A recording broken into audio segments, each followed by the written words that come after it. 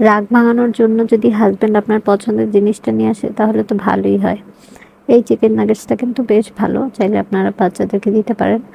আর এভাবে করে বেগুন ভাজা কে কে খেয়েছেন এর আগে অবশ্যই জানাবেন। লম্বা যে বেগুনগুলো হয়, সেই বেগুনগুলো যে এভাবে করে ভেজে খাওয়া যায় আমি কিন্তু এটা আগে জানতাম না। এটা কিন্তু আমি আমার বিয়ের পরে জেনেছি। আমি এখানে আসার পরে দেখলাম যে ওরা হচ্ছে এভাবে করে বেগুনটা ভাজি করে। এটা কিন্তু অনেক মজা হয়, অনেক বেশি সফট হয়। আর আপনারা যদি বেগুনের উপর নিচে এভাবে একটু মানে কেচে দেন, তাহলে কিন্তু অনেক বেশি ভালো লাগবে এবং একদম ভেতর পর্যন্ত মসলাটাও ঢুকে এটা একদম সফট হয়ে যায়, খুব মজা লাগে।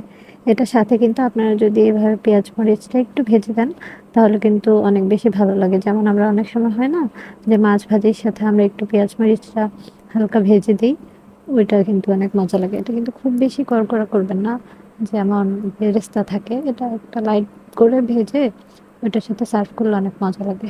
যাই হোক, ওইটা শেষ করে হচ্ছে আমার বাচ্চাকে একটু নাস্তা দিব।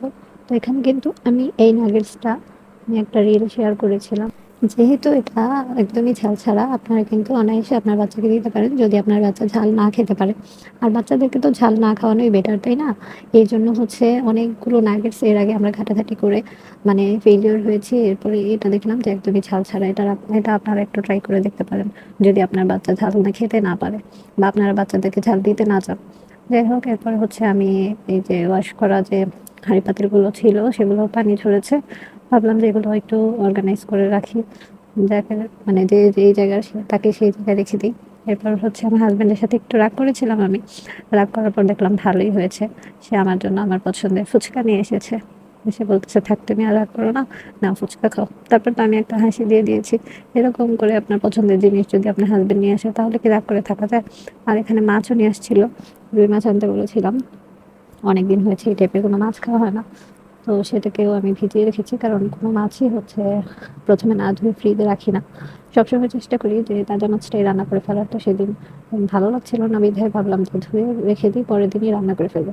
তো এই জন্য আর কি আমি একবারে ধুয়ে টুয়ে রেখে দিয়েছিলাম। আর বললাম তো যে আমার একটু ভালো লাগছিল না। আর আমার তো চা কফি মাস্ট হ্যাভ একটা ব্যাপার প্রতিদিনই। তো এই জন্য আমি আমার জন্য একটু চা বানিয়ে নিই।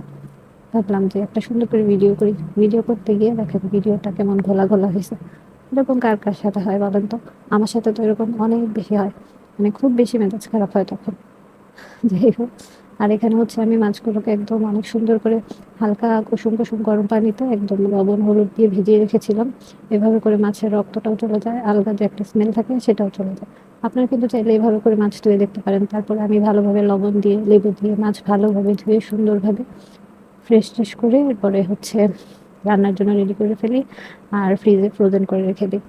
আজকে এই পর্যন্তই। সবাই ভালো থাকবেন। আল্লাহ হাফিজ। টাটা।